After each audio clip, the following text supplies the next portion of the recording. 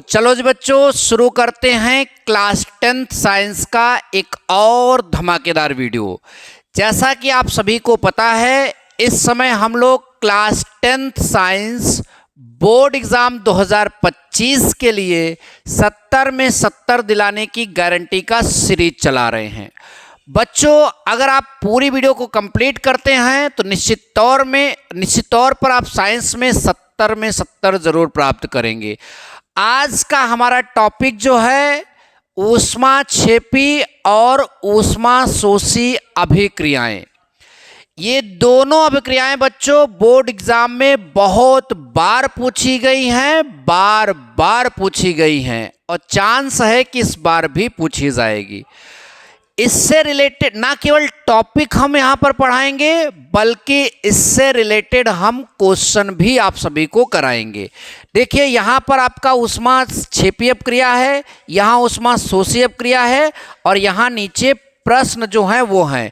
केवल 2 ही प्रश्न नहीं, बल्कि और प्रश्न आप सभी को समझाएंगे। तो चलिए शुरुआत करते हैं। थोड़ा लैंग्वेज में देहातीपन भी रहेगा क्योंकि हम सभी लोग गांव से आते हैं। ठीक, तो चलिए स्टार्ट करते हैं वीडियो की। बच्चों, यहां पर क्या लिखा हुआ है? ऊष्माक्षेपी।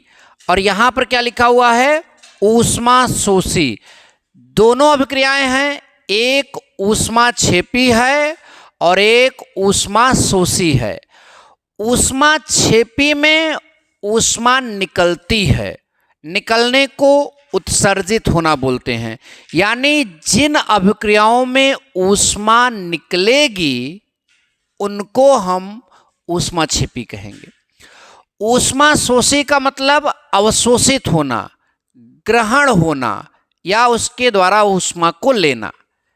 ठीक, क्षेपी मतलब निकलना और शोषी मतलब लेना। ठीक, ध्यान दीजिए। तो पहला अभिक्रिया आप सभी का क्या आ रहा है? ऊष्माक्षेपी अभिक्रिया। इसको हम कैसे डिफाइन करेंगे? लिखा है वे अभिक्रियाएं जिनमें ऊष्मा उत्पन्न होती है, निकलने का मतलब उत्पन्न होती है। वे अभिक्रियाएं जिनमें ऊष्मा उत्पन्न होती है ऊष्माशोषी अभिक्रियाएं कहलाती हैं।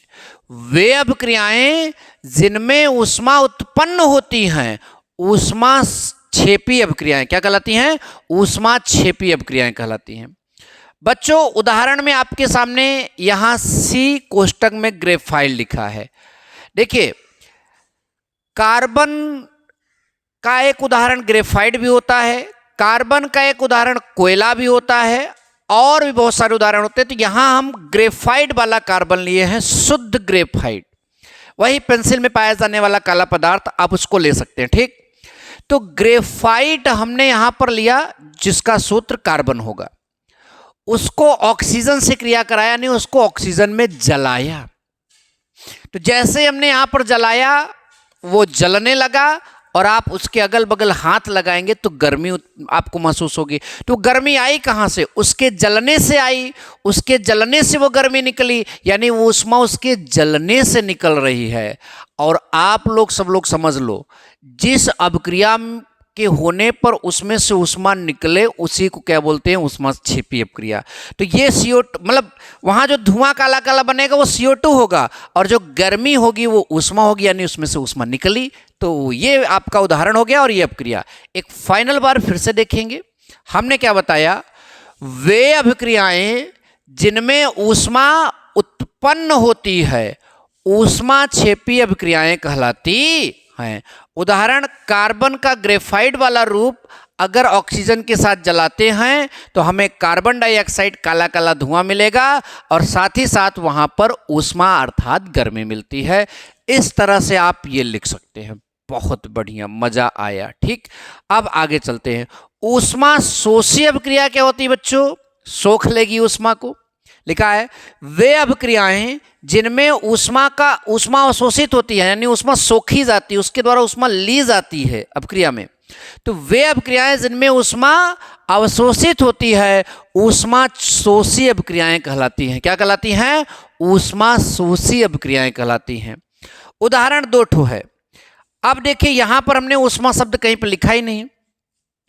अब बच्चों अगर ऊष्मा इसमें सोखेगी तो इस अपक्रिया में सोख रही है, इसलिए ऊष्मा को हम इस तरफ यहाँ पर दिखाएंगे, यहाँ पर लिखेंगे प्लस ऊष्मा।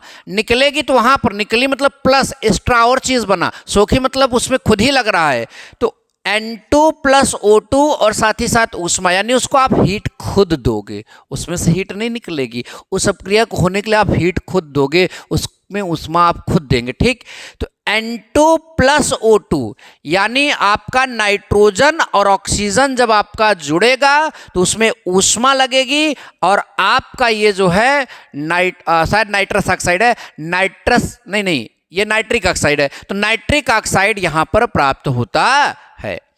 ऐसे कार्बन की क्रिया अगर आप सल्फर से कराते हैं, सल्फर से, तो ध्यान से समझिएगा, यहां पर भी ऊष्मा क्या हो जाएगी, लगेगी, इसमें भी ऊष्मा लगेगी, इसलिए ऊष्मा शोषी अपक्रिया होगी। तो कार्बन की क्रिया सल्फर से कराने पर ऊष्मा इसमें भी लगी और बना आपका कार्बन डाइसल्फाइड। क्या बना बच्चों, कार्बन डाइसल्फाइड। तो यह भी आपका कैसी अपक्रिया है, ऊष्मा शोषी अपक्रिया है। बिल्कुल बिल्कुल ध्यान देंगे, एक बार इसको भी फिर से सुनिए। वे अभिक्रियाएं जिनमें ऊष्मा अवशोषित होती है ऊष्मा शोषी अभिक्रियाएं कहलाती हैं।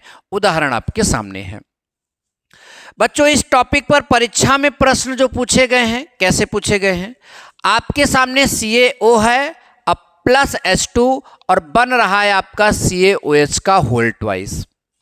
ये किस प्रकार की अपक्रिया है, यहां हमको डिफाइन करने के लिए कहा गया है और क्यों। परीक्षा में ऐसे प्रश्न आएगा, CaO प्लस H2O तीर का निशान CaO का होल ट्वाइस किस प्रकार की अपक्रिया है और क्यों। तो बच्चों CaO जो है, ये आपका जो CaO है ये कली चूना है। क्या है, कली चूना, वही जो मार्केट में मिलता है, जो घर पोतने के भी काम में आता है, वो कली चूना है। और ये आपका क्या है, H2O मतलब जल, पानी।